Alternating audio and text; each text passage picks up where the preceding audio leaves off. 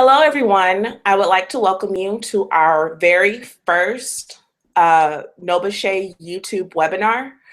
Our webinar today will be about presentation effectiveness, and it will be given by Dr. Wanida Lewis from General Mills. Before we start the webinar, I would like to send out a few reminders about NOBCChE. The first reminder is that today, June 30th, is the deadline to submit your NOBCChE abstracts, travel grant applications, and award nominations. Please make sure to visit the NOBCChE website at nobcche.org to submit any abstracts, travel grant applications, and award nominations. Additionally, during the webinar, if you have any questions, you can ask them through the question and answers app if you're watching via Google+. If you're watching on YouTube, please place any questions in the comments section, and a member of the communications team will answer your question. And we'll try to save all questions for the end of the presentation. Without any further ado, I would like to introduce Dr. Wanida Lewis to talk to us a little bit about technical presentation effectiveness.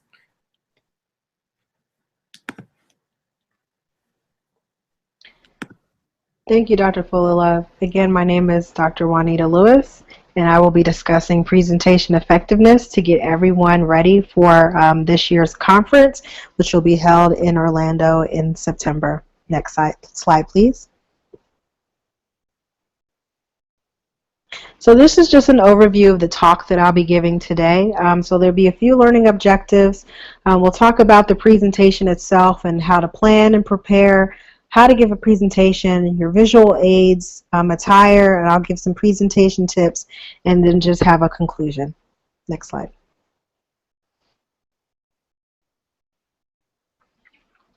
So with the learning objectives, we're going to talk about the do's and don'ts of making an effective presentation. I'll discuss bad attire versus good attire as you get ready to figure out what you're going to wear for not only NOBCChE, but just conferences in general and just even meetings that you may have throughout your career. And then one of the biggest learning objectives that I want everyone to take away from today is knowing that practice makes perfect. The more you practice, the better you will be at perfecting making presentations.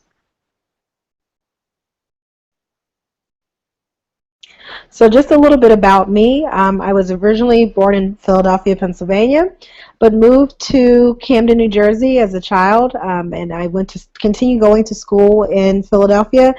And about the time I was about 7, I moved to Glassboro, and I stayed there until it was time for me to go to college.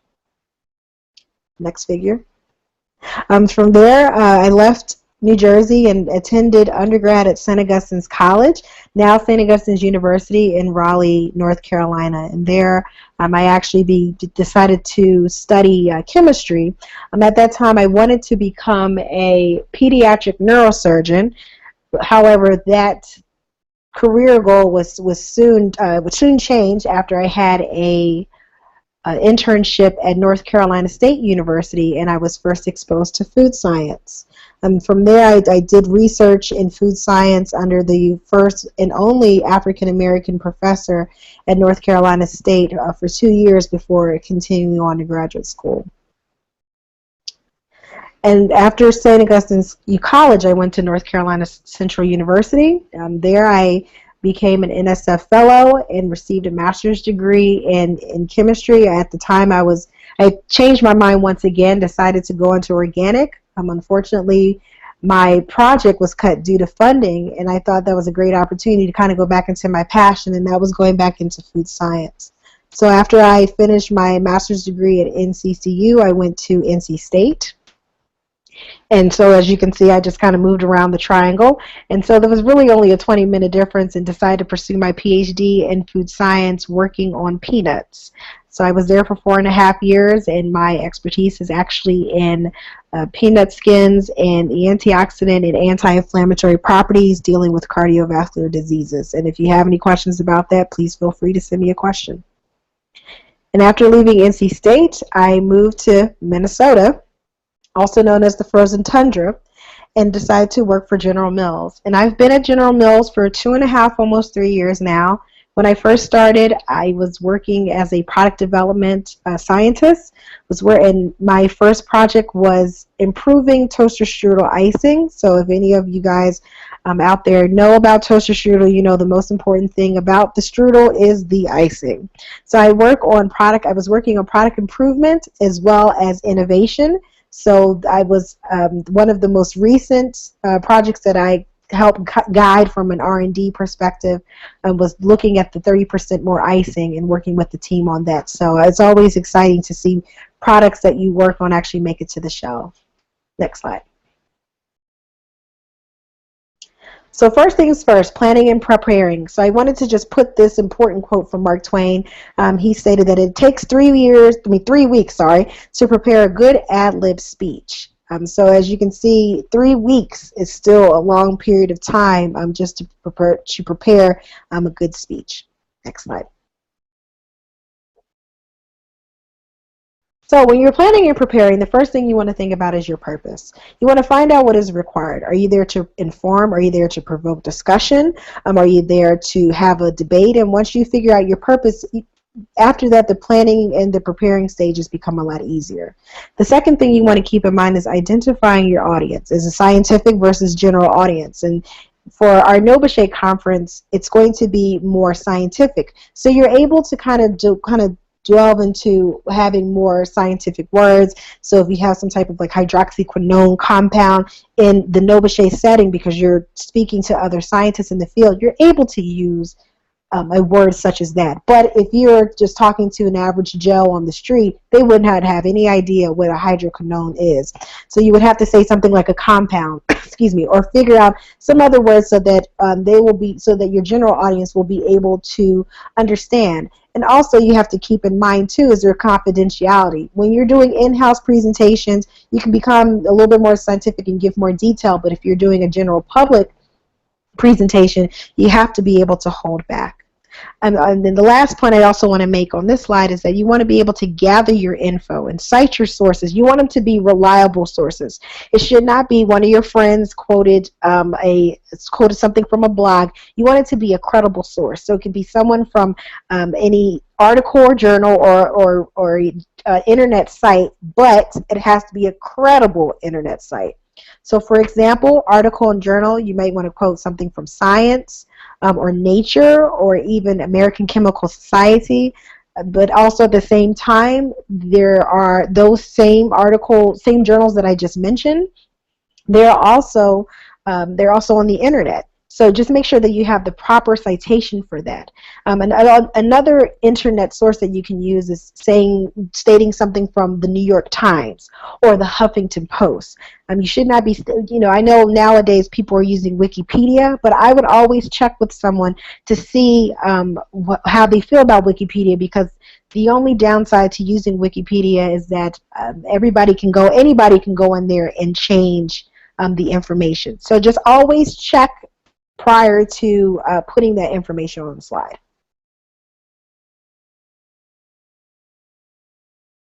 So again, every good talk has an introduction, body, conclusion, future work, and acknowledgments. So your introduction, this is what helps you actually create the foundation of your story. So as you can see in the beginning of this presentation, I was talking about where I came from, where I grew up, and how I got into food science and how I got into General Mills. And so if I was doing a presentation on that, I should be able to tell you from that intro slide the build up to giving you more information of how I got to where I am now at General Mills. You also want to include an outline of what you aim to cover. That will be your purpose as well as your objectives. And this also helps you stay on task and not be able to ramble throughout your presentation.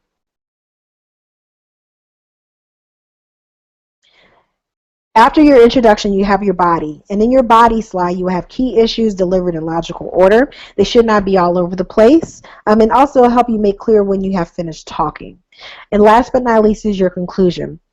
When closing, your main point should be briefly summarized. It should not be 2 or 3 slides. It should only be bullet points, and this will help you to show that you thought about that you're telling your story correctly, but also know that there's some scientific thought behind it. And you also want to include a statement or two related to your objectives, and it will also reflect what you stated in your introduction. So this is kind of a checks and balances, so your introduction should line up with your conclusion. Next slide.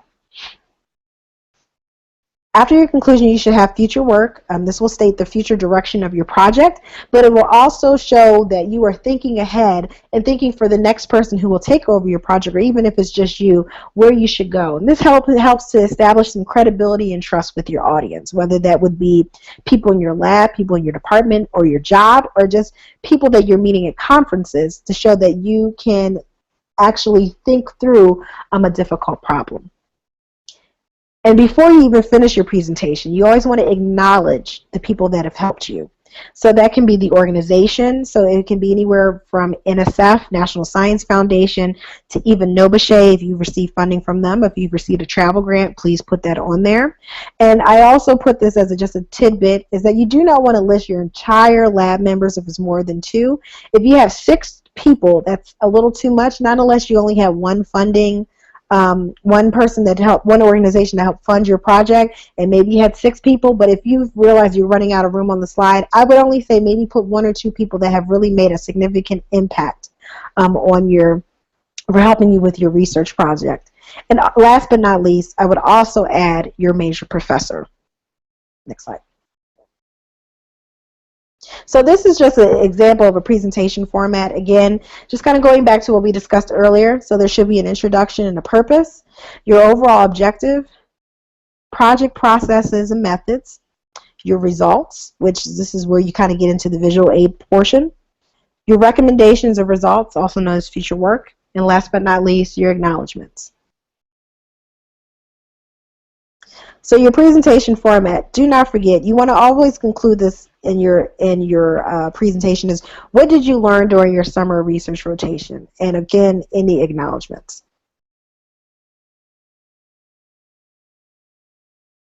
So designing your presentation.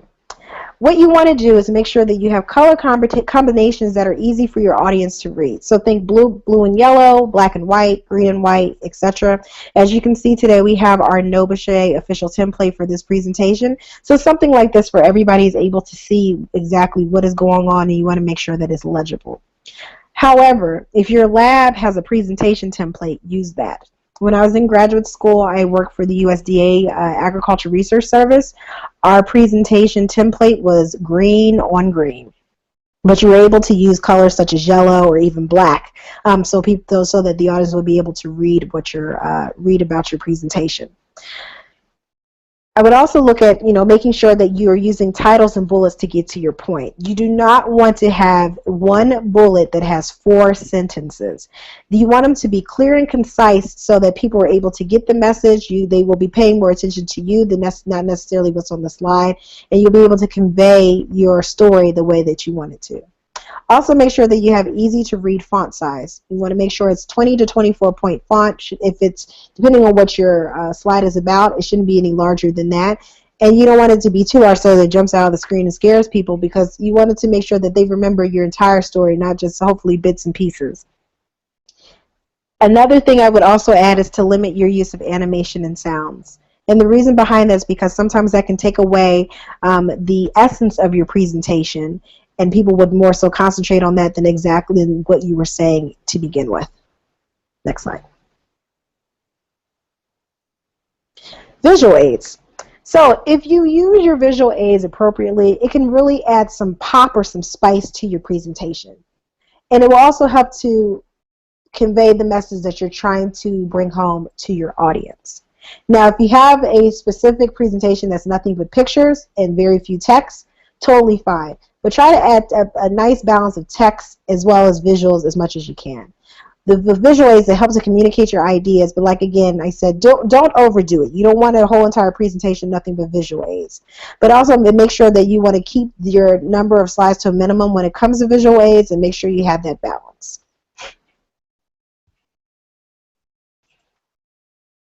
So this is just an example of using a visual aid. I actually have two of them.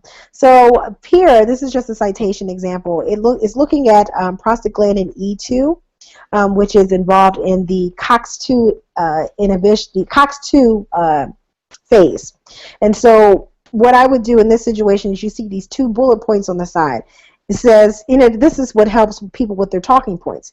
If you don't always remember exactly what's going on in your figure, you use a little bit of text. So here, for example, I would say prostaglandin E2, reference what I see to the left is that it synthesize at sites of inflammation.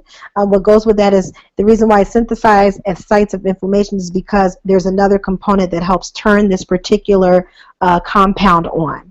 And then after that, use the next bullet to help kind of guide your story. So I would say this is used to detect allergen sensitivity from peanuts when we're talking about peanut allergens and how it affects society. And then at the very bottom, you see a citation. Everyone varies, but for just this example, I just cited the author et al. And the year that it was published. You can also add your title where you received this where you got the citation from, or you could just have it look like the example at the bottom, and then at the very end of your presentation, have an actual bibliography of all the things that you cited during your presentation. Next slide.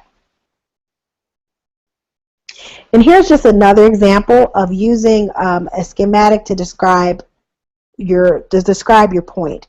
So here I just used a mechanism that, with the clear and concise title, it was the possible inhibitory mechanism of action by, in this case, it was peanut skin extracts, PSE. As you can see, there's an acronym here. If this is the first time you've ever seen this acronym, you need to back up. So during your introduction slide, you should if you're going to use an acronym, make sure you spell it out in the beginning of your presentation so that when you go through your slide, you don't have to keep saying peanut skin extract, peanut skin extract. It should just be PSE because now the audience has seen it enough that they are able to make an association. Again, because there's a clear and concise message, you're able to go in and explain exactly what the schematic is trying to provide, what information. Next slide. Now, when we're talking about methods, we want to look at the experimental design. I know sometimes that when people talk about the experimental design, it can be quite confusing and can cause people to lose their audience during this time. So I would say the best suggestion I would have is to draw a schematic as best as you can. So here it's very simple. Starts at the top. You start as peanut skins, kind of work your way down to delipidization, and then it kind of goes over to extractions. And then I show what two products that I created from the beginning of my experimental design. It can be something this simple, or if it's something a little bit more complex and requires more than one slide, try to make sure that your experimental design, whether if it's difficult or especially if it's difficult, that you can try to break it down into parts. Even if you happen to have an experimental design that was done in waves, you can show the whole experimental design first, and then have the next slide show the first part of it, and then discuss part A of your experimental design.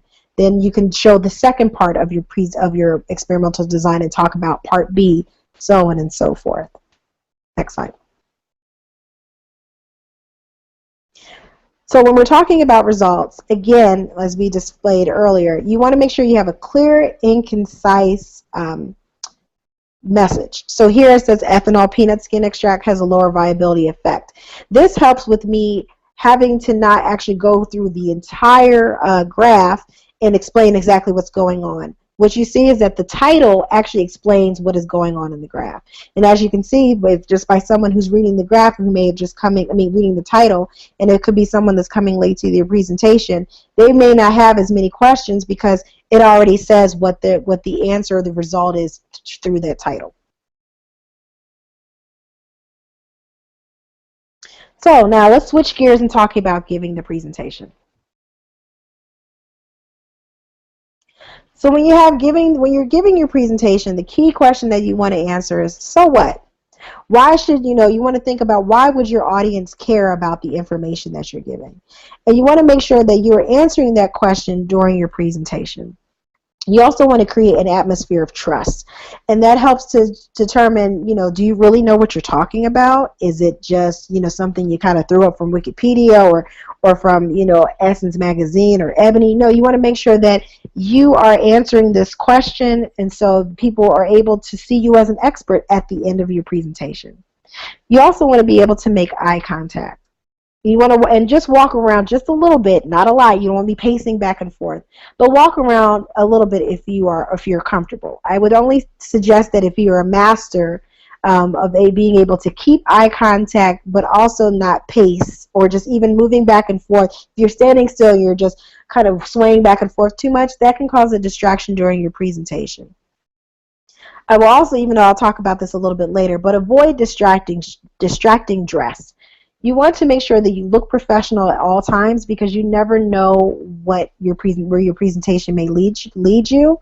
This is an opportunity for everyone to build their network, whether if it's a colleague that you may work with at school or even at work, or externally. You may have to reach out and address someone later and say, hey, I met you at this conference. You want to be the person that says, hey, I remember you. You were the person that talked about peanuts. I loved your presentation. You do not want to be the person that is being associated with, hey, I don't remember your presentation, but I remember that, your pants were really wrinkled, or I remember, this dress that you had on because I saw it at, Forever 21, for instance, the night before. You never want that type of association, because this is a professional environment at the conference or wherever you're at. And again, speech pace. That's the last thing. You want to make sure that you practice, so that when you're giving your presentation, if they give you 10 minutes, you want to make sure you use up that time as much as you can, and not have a 10-minute presentation be over in 5 minutes, because then you'll end up getting a lot more questions because folks would have not been able to realize what you were saying the entire time. And after you give your presentation, anticipate questions. What I have done and what I thought was successful is that when you finish making your presentation and you have gone over with the appropriate people in your lab group or even at your job, you want to go through each slide and anticipate questions that someone may ask. It could be something very basic, saying, what is this compound made of, or something very complex that says, can you please explain the mechanism of your work? When someone asks you a question, you want to make sure to acknowledge it and repeat the question in case you may be misunderstood. If you do not know, please make sure to defer when you're unsure. And it's okay to say, I didn't have an opportunity to explore that, or you can easily give them the answer of, I will get back to you. Please give me your information and I'll send you the answer to that. Those are two safe ways to be able to defer a question when you're not sure. And last but not least, remain calm. You know what you did, you know your project, you know what you learned, and this is the time to show off, for a lack of a better words, the knowledge from your research project or your summer rotation. So now let's get into attire.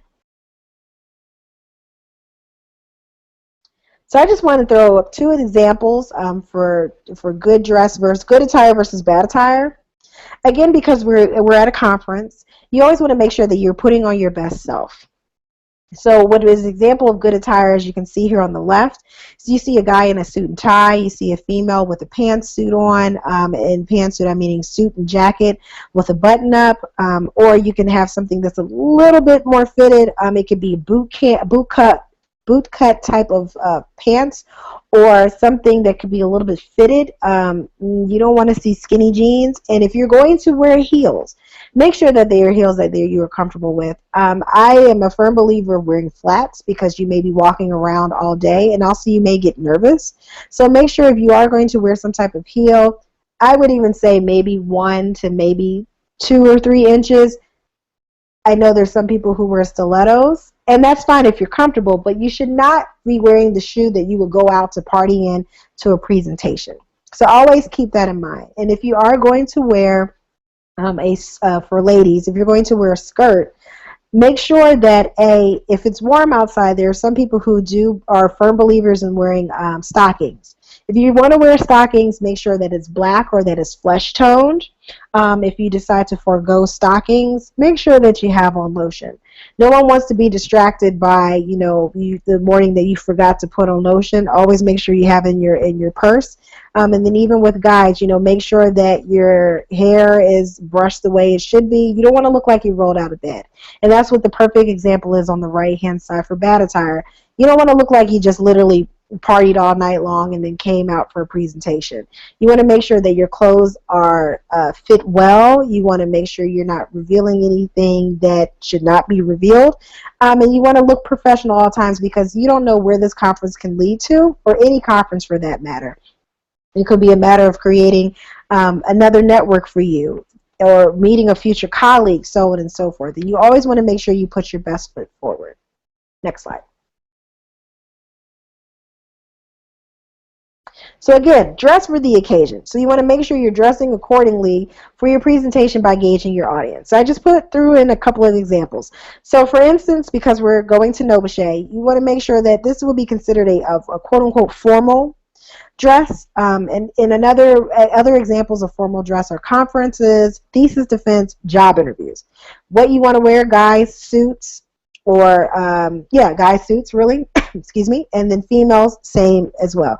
That could be a skirt, suit, or pants. Now, when you're talking about informal meetings, so if you're doing like a committee meeting or a meeting with colleagues, or even if there's an opportunity for you to go to a workshop at the conference, you can kind of dress down a little bit, just a little bit. So for guys, what you should wear is a nice button-up and some slacks. It could be black pants, a plaid button-up. You can wear a tie if you want to, or you can wear a bow tie. And then girls, same thing, button down in a skirt or pants. But you also want to make sure that you're comfortable. You don't want to feel like you don't want to be too stiff because, your clothes are too tight, or, you just don't feel comfortable. You want to make sure that you're comfortable, but you're also dressing for the occasion.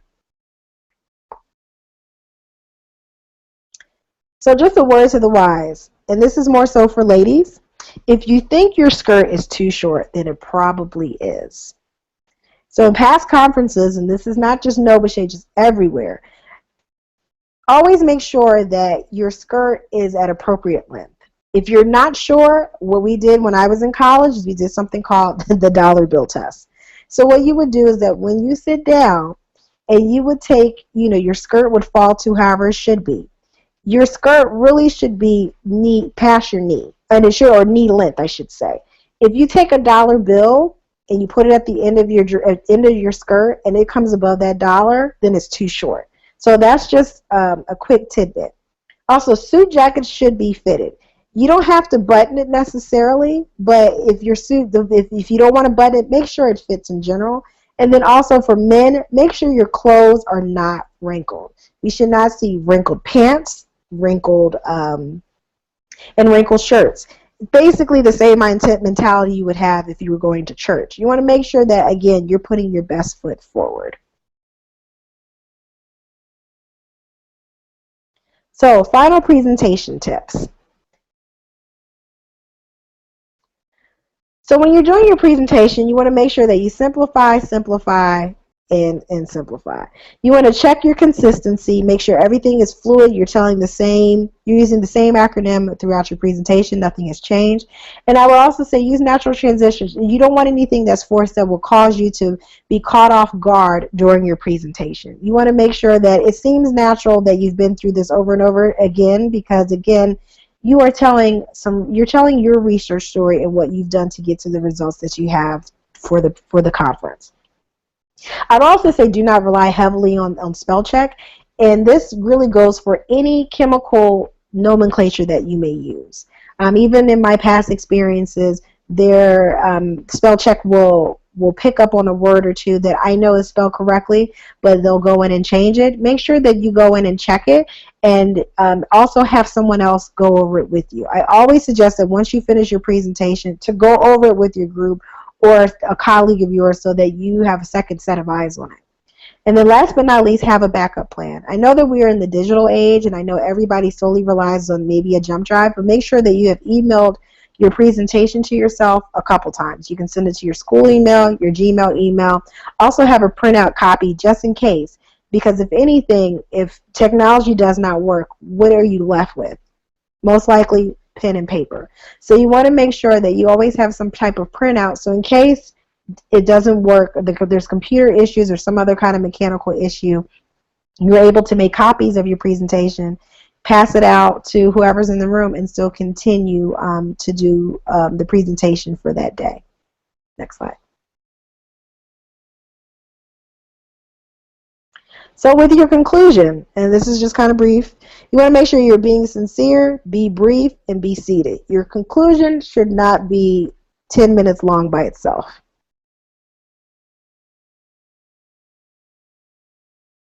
So, in conclusion, I hope everyone has taken away some really good tidbits from just learning how to make an effective presentation.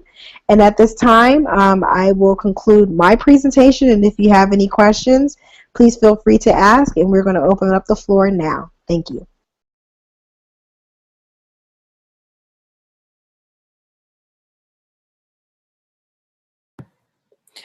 Thank you very much, Dr. Lewis, on behalf of the communications team, the program committee, and the student development committee. We'd like to thank you for giving your presentation. If there are any questions, and I know that our live feed is a little bit delayed compared to those who might be watching us, you can either ask a question in the question and answers app, or you can go to our YouTube page and actually leave your questions in the comment section. If you leave your questions in the comment section, then we will try to get back to you within the next day to answer and clear up any questions that you may have. Again, if you would like to get into contact with Dr. Lewis, she has been so kind to leave her contact information. So her email address is wanida.lewis@gmail.com. Again, if you have more specific questions about the presentation or want to know about her experience in graduate school or her experience as a food scientist at General Mills, you can contact her directly.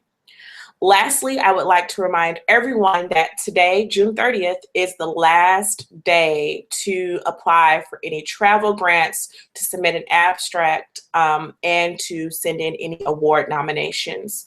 So today at midnight is the last day to get those last applications in. Additionally, do not forget to register for the NOBCChE conference that will be taking place in Orlando, September 21st through the 25th. Please make sure that you check out NOBCCchE.org for any information about the conference and registering for the conference. I do believe that there is a discount the earlier that you register, so please try to get your registration done as soon as possible.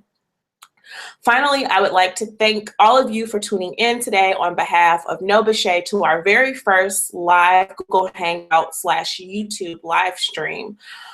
Please be looking on the lookout for any additional live streams. We will be having one next month and the month after, discussing resume tips as well as interview skills. So please be checking our social media pages, YouTube, Facebook, Twitter, LinkedIn, for more information about those upcoming webinars. And without any further ado, I would just like to thank Dr. Lewis for taking the time today to give this webinar. And we look forward to seeing all of you at the conference in September.